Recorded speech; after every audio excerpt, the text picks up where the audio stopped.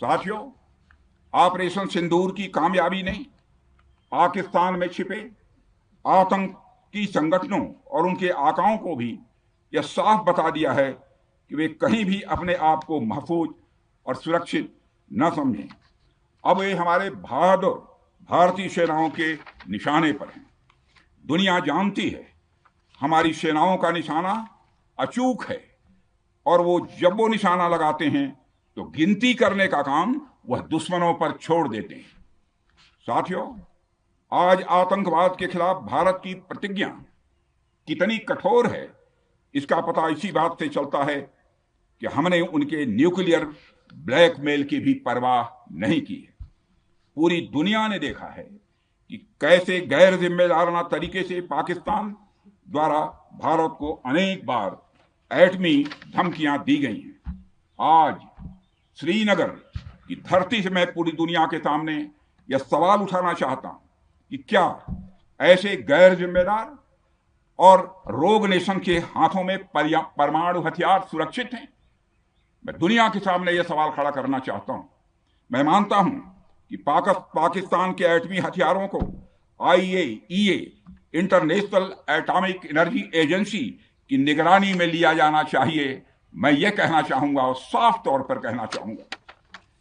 साथियों, हमारी सेनाओं हमारी सीमाओं पर अपनी मातृभूमि की रक्षा के लिए जिस तरह से आप सभी बिना रुके बिना थके दिन रात लगे रहते हैं वह अपने आप में अद्भुत है और अद्वितीय भी है।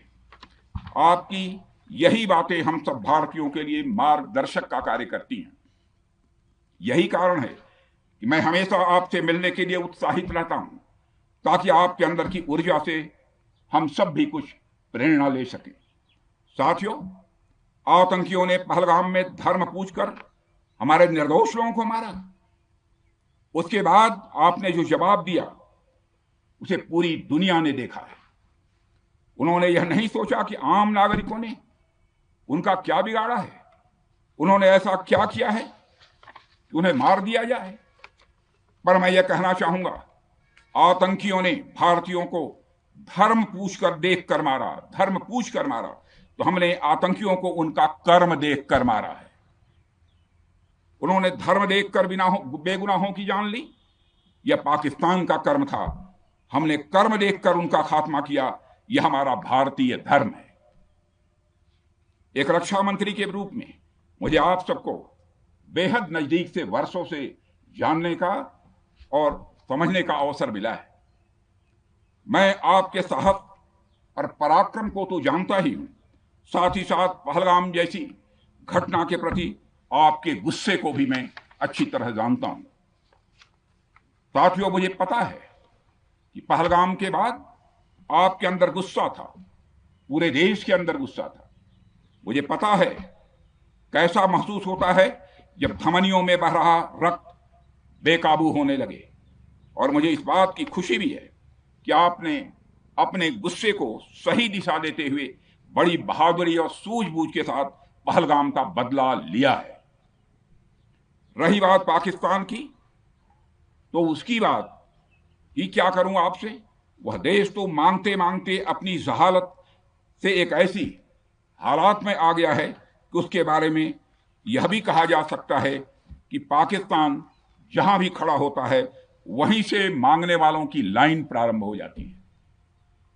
अभी आपने सुना ही होगा कैसे वह फिर एक बार इंटरनेशनल मॉनेटरी फंड IMF के पास कर्ज मांगने गया। वहीं दूसरी तरफ हमारा देश है कि हम आज उन देशों की श्रेणी में आते हैं जो IMF को फंड देते हैं ताकि IMF गरीब देशों को कर्ज दे सके। ऐसी स्थिति में हमारा यह भारत है। रामचरितमानस में स्वामी तुलसीदास जी ने लिखा है, जहां सुमतितः संपत्ति नाना, जहां कुमतितः विपत्ति निदाना। यानी जहां सुमति होती है, अच्छी नीतियां होती हैं, वहां सुख और समृद्धि होती है, और जहां कुमति होती है, बुरी मति होती है, केवल दूसरों के हित की भावना होती है, वहां तरह तरह की विपत्तियां स्वाभाविक रूप से आती ही हैं। पाकिस्तान जिसका जीता जागता यह उदाहरण है। साथियों, भारत के बारे में पूरी दुनिया यह बात जानती है कि हमने हमेशा शांति को प्राथमिकता दी है। हम आमतौर पर युद्ध के समर्थक कभी नहीं रहे, लेकिन स्थितियां जब इतनी विकट हो जाएं, जब देश की संप्रभुता पर आक्रमण होने लगे, तो जवाब देना यह आवश्यक हो जाता है। राष्ट्रकवि रामधारी सिंह दिनकर जी की पंक्तियां आपके सामने रखना चाहूंगा। रुग्ण होना चाहता कोई नहीं, रुग्ण होना चाहता कोई नहीं, रोग लेकिन आ गया जब पास हो तिक्त औषधि, कड़वी औषधि, तिक्त औषधि के सिवा उपचार क्या, शमित होगा वह नहीं मिष्ठान्न से। यानी कोई बीमारी अगर लग जाए वह मिठाई से दूर नहीं होती है, उसके लिए कड़वी दवा ही काम करती है। इसलिए आतंकवाद जैसे रोग के लिए भी ऑपरेशन सिंदूर जैसी दवा की बड़ी जरूरत हो गई थी। साथियों, पूरे देश में हमारी सेनाओं को और हमारे सैनिकों को एक सम्मान की दृष्टि से देखा जाता है।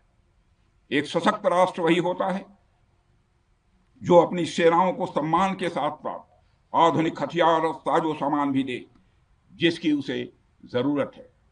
मुझे गर्व है कि आज प्रधानमंत्री जी के नेतृत्व में सरकार हमारी सेनाओं के लिए यह सब सारा काम कर रही है। हमने यह सुनिश्चित किया है कि हमारी सेनाएं हर परिस्थिति के लिए तैयार रहें। और मैं यहां पर army chief general Upendra Dwivedi ji को भी बधाई देना चाहता हूं, क्योंकि बार बार मेरी चर्चा होती रही है और बार बार मैं यह पूछता हूं कि जो भी आवश्यकताएं हैं उन आवश्यकताओं को पूरा करने के लिए हम पूरी तरह से तैयार हैं। और इसलिए इसके लिए हम वर्ल्ड क्लास बेहतरीन गुणवत्ता वाले साजो सामान अपनी सेनाओं को देने की कोशिश कर रहे हैं।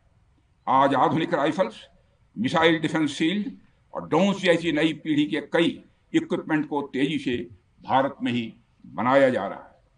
साथियों, इसके अलावा सीमावर्ती इलाकों में हमने जो काम किया है वो आप सब देख रहे होंगे। आज एलएसी और एलओसी पर भी कनेक्टिविटी है, वैसी पहले शायद कभी नहीं थी।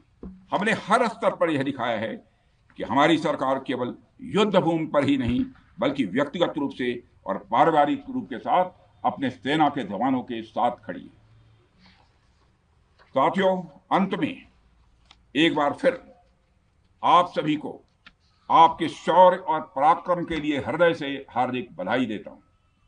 मैं आपको यह आश्वासन देता हूं कि हमारे प्रधानमंत्री जी के नेतृत्व में देश की सरकार और देश की जनता हर कदम पर, हर स्थिति में आपके साथ कंधे से कंधा मिलाकर खड़ी है।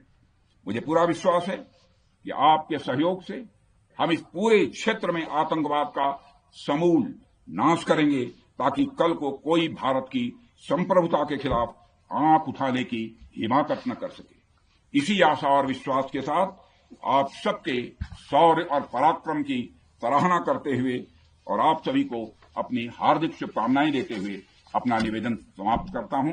बोलिए जय हिंद, जय हिंद।